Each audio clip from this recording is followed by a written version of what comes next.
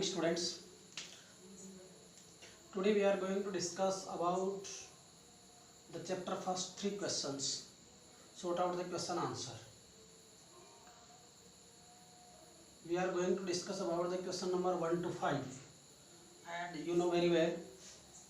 Now we are going to discuss about question number 6 to 8. 6 to जो 8 question है इसके बारे में हमें चर्चा करनी है। तो पहले जो कुछ क्वेश्चन हम लोगों ने हल किए हैं उसके बारे में हम कुछ परिचर्चाएं प्रस्तुत करते हैं। सबसे पहले मैं आपके सामने क्वेश्चन नंबर 6 की बात कर लेता हूँ। क्वेश्चन नंबर 6 ये करा, who was the beard man?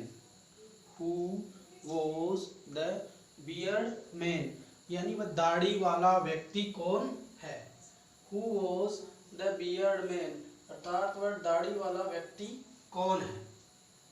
आप लोगों ने जब स्टोरी पढ़ी थी तो उसमें ये देखा था कि जब राजा है वो साधु की कुटिया के पास होता है, या राजा साधु की कुटिया पर होता है, और शाम का समय होता है और राजा वहाँ से निकलने की कोशिश कर रहा होता है। तभी अचानक से साधु बोलता है कि आप अंदर आ जाओ, देखो पीछे कौन आ रहा है। जब वो पीछे मुड़ करके देखते हैं तो एक दाढ़ी वाला व्यक्ति अपने पेट को दबाए हुए उस कुटिया की तरफ दौड़ा हुआ आ रहा था। वो आदमी कौन था? तो देखना, the beard man was king's enemy who wanted to take revenge upon the king for having put his brother. If you are going to find here some flex, then his brother to death and seizing his own property. Means देखिए, the beard man was king's enemy. वो दाढ़ी वाला जो व्यक्ति है वो राजा का दुश्मन था। The beard man was king's enemy who wanted to take revenge. दाढ़ी वाला व्यक्ति राजा का दुश्मन था। Who, जो wanted to take revenge, वह उससे बदला लेना चाहता था। Upon the king for having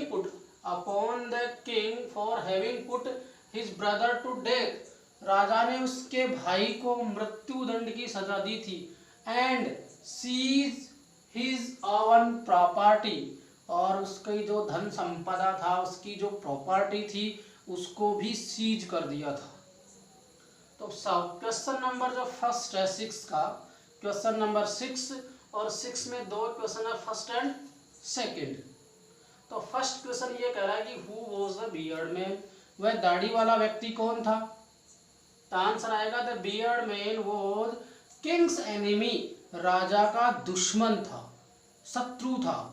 And who wanted to take revenge upon the kings for having put his brothers to death. वो राजा से बदला लेना चाहता था। किसके ऊपर? The king for having put his brothers to death. उसकी भाई की मृत्यु का बदला लेना चाहता था। And seizing his own property, और उसकी जो संपत्ति है वो सीज कर दी गई थी, ब्लॉक कर दी गई थी, हड़प ली गई थी। तो उसके लिए वो राजा का दुश्मन बना हुआ था और राजा से उसका बदला लेना चाहता था। तो वो दाढ़ी वाला व्यक्ति जो वहाँ आया था वो राजा का बदला लेने के लिए, राजा को मारने के इरादे से जंगल में छुपा हुआ था। उसको इस बात की भनक लग गई थी कि राजा साधु के पास अकेला जाएगा, क्योंकि वो भी जानता था कि वो साधु ऐसा है कि वो अकेला ही रहता है जंगल में। वो साधारण व्यक्ति से मिलता है, राजाओं से, राज परिवार के लोगों से बहुत ही कम उसकी मुलाकात होती है। इस बात को वो जानता था। Why did he ask for the king's forgiveness? Why का मतलब आप जानते हो क्यों से होता है। Why did दूसरा जो क्वेश्चन है कि उसने राजा से Why did he ask for the king's forgiving? उसने राजा से क्षमा याचना क्यों करी? उसने राजा से क्षमा क्यों मांगी? पहला सवाल तो ये था वो कौन था, तो उसका उत्तर तो ये हो गया कि वो उसका दुश्मन था। उसने वो राजा से बदला लेना चाहता था क्योंकि राजा ने उसके भाई को मृत्युदंड दिया था और उसकी प्रॉपर्टी को सीज कर दिया था। This is the answer. Second question ये कह रहा, why did he ask for the Kings forgiveness, यानी वो राजा से उसने क्षमा याचना क्यों करी, राजा से उसने क्षमा क्यों मांगी, राजा से वो मतलब ये क्षमा क्यों मांग रहा था। देखना इसका आंसर ये बनता है, the beard man asked the king forgiveness because he wanted to take revenge by killing the king. The beard man asked the king, beard man ने राजा से कहा, the king forgiveness, मुझे क्षमा कर दीजिए। The beard man asked the king to forgiveness, मुझे क्षमा कर दीजिए, because क्योंकि he wanted to take revenge by killing the king, कि वह राजा को मार करके अपना बदला लेना चाहता था। He wanted to take revenge, he wanted to take revenge, वह बदला लेना चाहता था by killing the king, राजा को मार करके। अर्थात उसके मन में ये भावना थी कि जैसे ही राजा जंगल में साधु के पास जाकर वापस आएगा उस समय वो अकेला होगा, मैं उस समय उस पर हमला कर दूंगा और उसको मार करके अपना प्रतिशोध है वो पूरा करूंगा। But the king had cared for him, दूसरे दृष्टिकोण से जैसे ही वो घायल होकर के राजा वहां से लेट हो जाता है और वो अपने हाइडिंग प्लेस से बाहर आता है, राजा के सैनिकों की उस पर नजर पड़ जाती है, वो उस पर हमला कर देते हैं और वो वहां से बचकर निकलता है। बचकर निकल के कहाँ जाता है, राजा की उस साधु की कुटिया की तरफ जाता है। तो देखना वहां उसके साथ क्या घटना घटित होती है। But the king had cared for him, वहां राजा उसकी बहुत अच्छे से देखभाल करता है। एंड ड्रेस्ड हिज वाउंड, उसके घावों का इलाज करता है, मरहम पट्टी करता है, टू सेव हिज लाइफ, और उसके जीवन को बचाता है। एक तरफ वो राजा का दुश्मन था, इस बात से राजा अनभिज्ञ था, लेकिन वो व्यक्ति जो राजा की मृत्यु करके राजा को मार करके उसका बदला लेना चाहता था, दिस मेड हिम, और राजा ने उसके साथ क्या किया, वो उसकी केयर कर रहा है, उसके घावों का इलाज कर रहा है, उसके जीवन को बचा रहा है। दिस मेड हिम, और ये राजा उसको this made him feel guilty, और इस बात से उसको बड़ी गिल्टी महसूस होती है, हीन भावना महसूस होती है। एंड दस, और इसलिए he asked the Kings forgiveness, और इसलिए राजा से वह क्षमा याचना कर रहा था। क्या कर रहा था, इसलिए वह राजा से क्षमा मांग रहा था।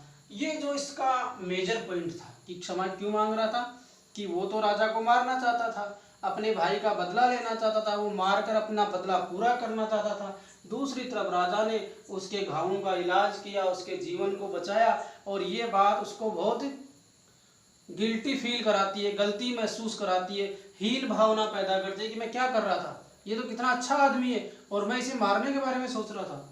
And thus he asked the king's forgiveness, इसलिए राजा से वह क्षमा याचना कर रहा था कि आप मुझे माफ कर दीजिए, मैं आपको क्या समझता था और आप तो क्या निकले, मैं आपको मारना चाहता था और आप मुझे बचा रहे हो। उन दोनों के बीच में फिर कुछ समझौता होता है, शांति समझौता होता है। देखना next question, the king forgave the beard man, the king gave the beard man, what did he do to show his forgiveness। Next question है 7th वाला, the king forgave the beard man, एक statement है, the king forgave the beard man, उसने राजा ने forgave यानी माफ कर दिया, फॉरगेव यानी माफ कर दिया, द बियर्ड मैन यानी उस दाढ़ी वाले व्यक्ति को। And what did he do to show his forgiveness, और अपने जो फॉरगिवनेस है, क्षमा जो करके उन्होंने दिखाया है, वो उसको किस प्रकार से माफ करता है, उसकी किस प्रकार से सहायता करता है फॉरगिवनेस में। तो देखना, the king showed his forgiveness, राजा ने अपनी दानशीलता, अपनी सहनशीलता, या मैं ये कहूँ कि अपनी क्षमाशीलता, क्षमाशीलता बहुत उपयुक्त शब्द रहेगा। The king showed his forgiveness, उन्होंने अपनी क्षमाशीलता दिखाते हुए, by arranging his own doctors, उसके प्रति दया दिखाते हुए, उसके प्रति मित्रता दिखाते हुए, उसको माफ करते हुए ये व्यवस्था करी, अरेंजिंग हिज ओवन डॉक्टर्स, उसके लिए अपने राज्य के चिकित्सकों को लगा दिया, and servants to look after him, और अपने नौकरों को भी उसकी सेवा में उपस्थित कर दिया कि इस दाढ़ी वाले व्यक्ति की बहुत अच्छे से सहायता करो, इसकी देखभाल करो, इसको सुरक्षित रखो। He also promised to return the seized property to him, and he also promised, और उन्होंने ये भी वादा किया, he also promised to return the seized property, seized property, जो प्रॉपर्टी उनसे छीन ली गई थी, जो प्रॉपर्टी उनकी सीज कर दी गई थी, वो प्रॉपर्टी भी उन्हें वापस, वो धन संपदा भी उन्हें वापस लौटाने का राजा उनसे वादा करता है। तो क्या हुआ उसमें मिलाकर, राजा ने अपनी जो दयाशीलता है या अपनी जो फॉरगिवनेस है वो कैसे दिखाता है वो, the king shows his forgiveness by arranging his own doctors, अपने खुद के डॉक्टरों की व्यवस्था करके, servants to look after him, नौकरों को उसकी देखभाल में छोड़ करके, and he also promise to return the seized properties to him, और उसकी जो प्रॉपर्टी सीज कर ली गई थी वो भी आपको वापस लौटा दी जाएगी। कुल मिलाकर 3 बातें कि आपकी देखभाल के लिए मेरे राज्य से डॉक्टर आएंगे, मेरे नौकर आपकी देखभाल करेंगे जब तक आप ठीक नहीं हो जाते, और आपकी जो भी प्रॉपर्टी सीज करी गई है वो प्रॉपर्टी आपको वापस लौटा दी जाएगी। इस तरीके से राजा ने उस दाढ़ी वाले व्यक्ति के ऊपर अपनी दया दिखाई। नेक्स्ट क्वेश्चन की तरफ बढ़ते हैं। What were the hermit's answer to the 3 questions? What were the hermit's answers to the 3 questions? उस साधु के 3 प्रश्नों के उत्तर क्या थे?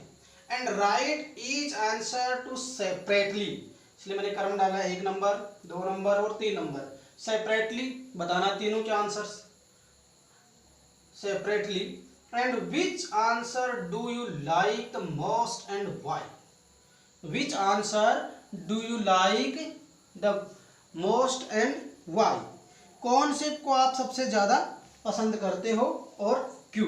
तो देखना, the hermit's answer to the king's 3 questions, hermits के तीनों प्रश्नों के जवाब। फर्स्ट प्रश्न, the most important time to act is now or present, सबसे महत्वपूर्ण समय होता है जो अभी हम कर रहे हैं, करंट में हम जो कर रहे हैं, प्रेजेंट में हम जो कर रहे हैं, this is the best time. कौन कहता है कि हमारे लिए फ्यूचर अच्छा है, पास्ट अच्छा है, प्रेजेंट अच्छा है? तो सबसे बेस्ट टाइम जो होता है वो होता है प्रेजेंट, और जो अभी हम जो कुछ कर रहे हैं। The most important person is the person you are with a particular moment. यदि आप कहीं पर भी हैं, जिस परिस्थिति में भी हैं, जिस स्थिति में भी हैं, उस समय आप और आपके साथ उस क्षण होने वाला व्यक्ति ही आपके लिए सर्वश्रेष्ठ है। उसी से आपको सलाह, उसी के साथ समझौता, उसी के साथ बातचीत, वही आपकी मदद या आप उसकी मदद कर सकते हैं।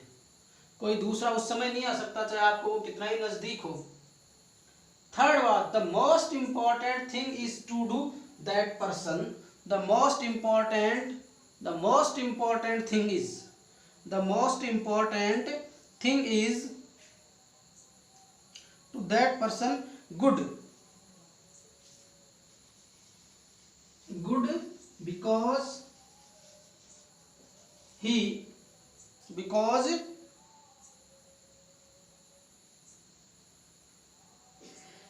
we are sent into this world, because we are sent to this world, क्योंकि हमें इस दुनिया में भेजा ही इसलिए गया है कि हम ऐसे लोगों की सहायता कर सके। For that purpose only, this world for that